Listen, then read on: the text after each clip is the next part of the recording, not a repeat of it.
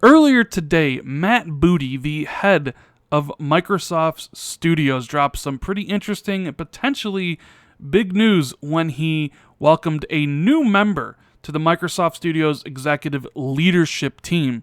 And during this video, I'm going to tell you who the person is, what his job qualifications are, and what he potentially could be doing at Xbox.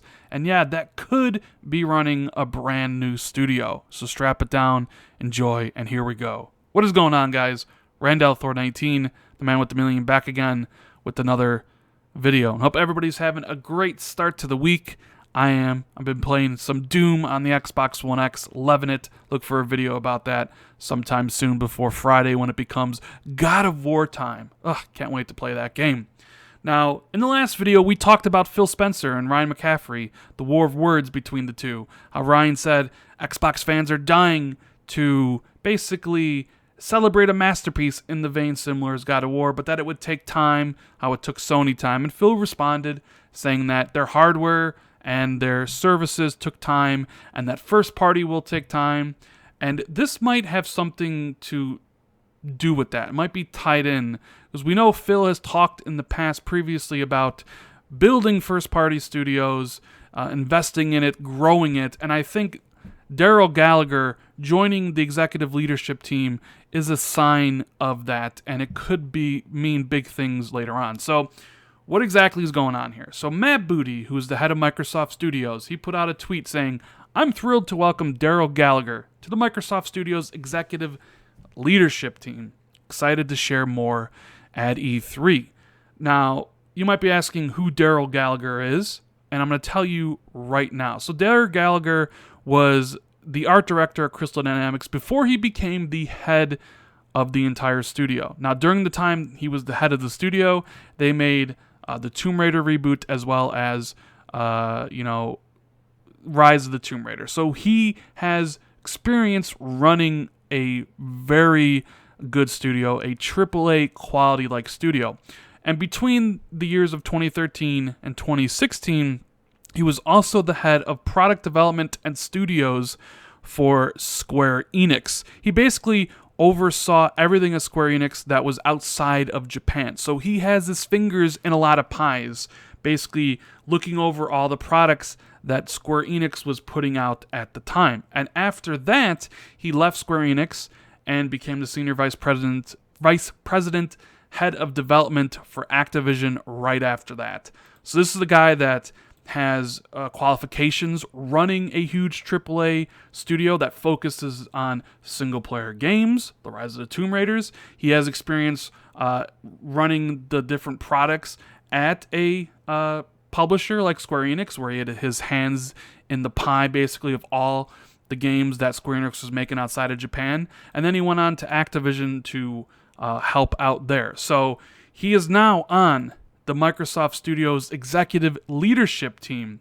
And this is why I think, and I could be wrong, I don't have any information about this, but this was my first thought when I saw this news, was that he might be running an unknown first-party studio. And you might say, well, if they would have built a first-party studio, a brand new one, we would have heard about that. And I kind of agree with you, although they did keep the cloud gaming division secret for a little bit of time. So who knows what's really going on here, but I don't know. I think with his pedigree of what he has done, which I just mentioned, along with the Microsoft executive leadership team, which I'm going to explain right now, you might be thinking the same thing once I get through with this video.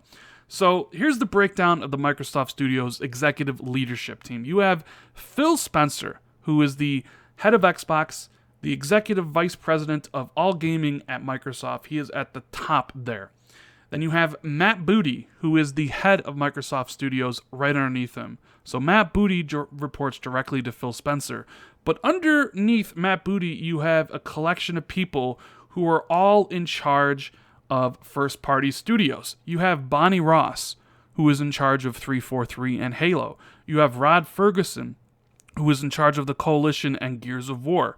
You have Craig Duncan, who is in charge of Rare, They work on Sea of Thieves and the other projects, whatever they're doing. You have Alan Hartman, who is in charge of Turn 10, and they make Forza Motorsport 7. They also help out with the Forza Horizon series. You have Helen Shang, who is in charge of Minecraft.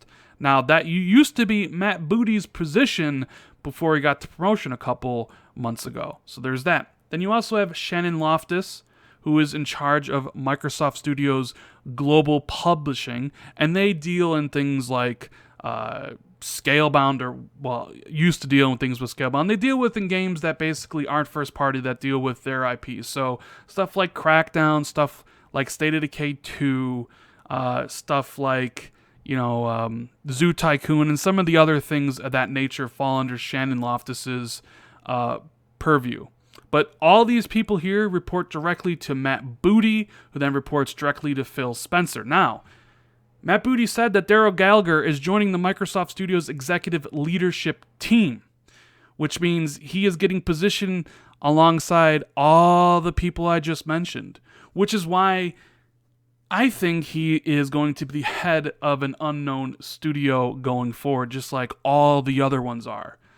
He has experience running a single-player focused AAA studio. He has experience, overseeing a whole bunch of different projects at Square Enix. So I think this is going to be, this is basically the announcement of him running a new studio. Matt Booty said, can't wait to share more at E3. And if you are going to announce a new studio, what better time to do it than at E3, and maybe to show your recommitment to single-player games than hiring the studio head of, one of gaming's prime and iconic single-player franchises, which is Tomb Raider.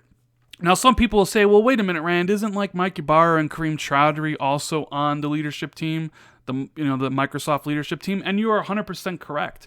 Mike Ybarra's head of platform. He's on the leadership team. Kareem Chowdhury was charge of the hardware, I believe, but he's also now doing the cloud gaming division, but I'm not really sure how that ties in there. But the thing was, they were part of the executive leadership team, but Mike Ybarra and Kareem Chowdhury and those other guys, they're not part of Microsoft Studios executive leadership team. This is the Studios executive leadership team, which is another reason why it leads me to believe that Daryl Gallagher will be running his own studio. And this will go a long way into maybe calming some of the nerves of a lot of people out there that say, Xbox's exclusives are getting a little stale, like me. I've said that before. Get the Gearses and the Halos and stuff. While I love them, they're getting a little stale. I like to see something new. I like to see a new studio being built.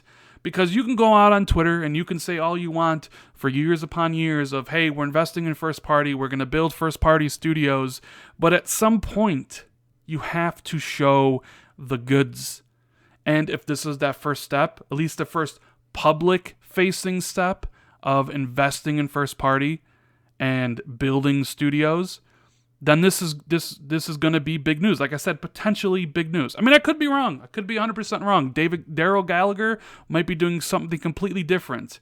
But the way the Microsoft Studios executive leadership team is structured and how he's placed in there with his previous job experience makes me believe that he's going to be in charge of a newly announced studio that Microsoft and Phil Spencer will unveil at E3 2018, which, in my opinion, would be great, and a lot of people will be then being like, okay, I see the work being put in.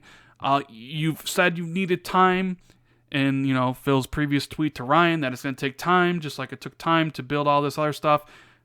As long as I see work being done, then I can give you the time. At least that's what a lot of people would say, and I would be inclined to agree. So even though this is a little bit small news, just posted on Twitter, not a lot of fanfare, I think this potentially has big things, as it could show that Microsoft's intentions of, building the first party, potentially creating new single-player experiences that Phil talked about in his tweet to Ryan. This could all be coming true, and this will be the first public-facing sign of it.